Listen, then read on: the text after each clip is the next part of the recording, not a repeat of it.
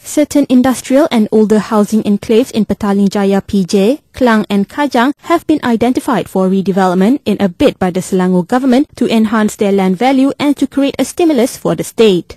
Selangor Menteri Besar Tan Sri Abdul Khalid Ibrahim said the regeneration exercise would kick off in PJ.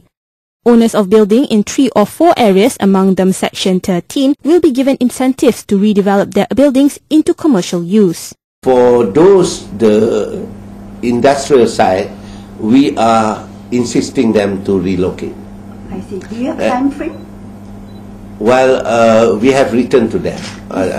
This would include places like Section 13. Yeah, that's right. And then giving them an incentive that if they move, they build that area, then they will get certain density for them. I see. So that means they enhance their land value, they can do something, and at the same time we allow them to move in some other areas in Selangor. So it is in their interest. Right.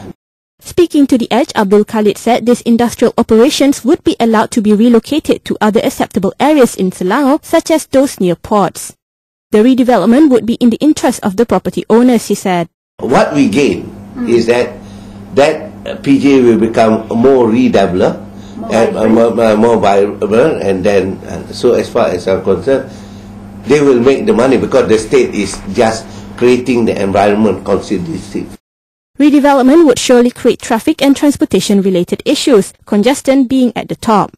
We have to show to them, you cannot leave PJ in that manner. Okay, that's all.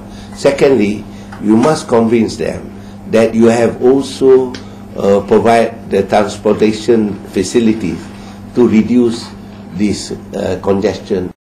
Towards this end, the state government has asked for another transportation study to be carried out based on various increased densities in the areas concerned. This is to establish whether these higher densities are feasible. The concept of park and ride is also being considered.